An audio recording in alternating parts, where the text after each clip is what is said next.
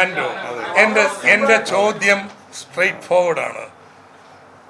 ഞാൻ വേണമെങ്കിൽ 32 SFIക്കാരുടെ പേര് പറയാം കൊല ചെയ്യപ്പെട്ടത് ക്യാമ്പസുകളിൽ. SFI കൊല ചെയ്ത വധിച്ച ഒരു KSU പ്രവർത്തകൻ്റെ, കോൺഗ്രസ് പ്രവർത്തകൻ്റെ പേര് പറഞ്ഞു. നിങ്ങൾ അത്രയും ആക്ഷേപം പറഞ്ഞുകൊണ്ടാണ് ഇങ്ങനെ ചോദിക്കുന്നത്. എന്തോ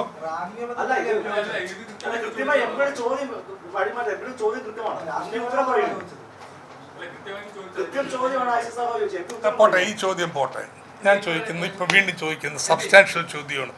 കിഫ്ബി ഇല്ലെങ്കിൽ ഈ പ്രൊജക്ടുകൾ എങ്ങനെ നടപ്പാക്കും? വേണ്ടെന്നാണോ? പറ. അത് ഡോക്ടർ പറഞ്ഞ ഈ കണക്കുകൾ ഒട്ടും ചേരുന്നില്ല.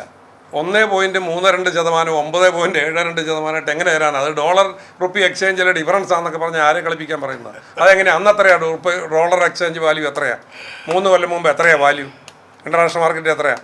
അപ്പോൾ ഇത്രയും ഡിഫറൻസ് വായ്പ എടുത്ത് കേരളത്തെ കടക്കണയാക്കി ഇവിടെ ഉച്ചക്കഞ്ഞിയില്ല, പെൻഷനും ഇല്ല, സാമൂഹ്യക്ഷേമ പെൻഷനും ഇല്ല, ഒന്നിനും പൈസ ഇല്ലാത്ത തരത്തിൽ കേരളം പൈസ അടയ്ക്കാൻ നിർവാഹമില്ലാത്തൊരു ഗതികേടിൽ എത്തിച്ചിട്ട്, അപ്പോൾ അതിന് ഇതാണ് $30 എക്സ്ചേഞ്ചിൻ്റെ ഡിഫറൻസ് ആണ് എന്ന് പറയുന്നതിന് എന്ത് ന്യായമുള്ളത്? ശരി, അപ്പോൾ ഞാൻ സ്വല്പം കൂടി എക്കണോമിക്സ് പറഞ്ഞുതരാം.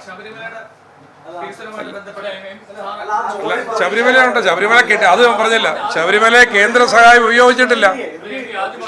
അല്ല, ശബരിമല കേന്ദ്ര സഹായം ഉപയോഗിച്ചിട്ടില്ല. കണക്കുണ്ട്, ഞാൻ കണക്ക് തന്നെ കൃത്യം ലിസ്റ്റ് തന്നെ തരാം.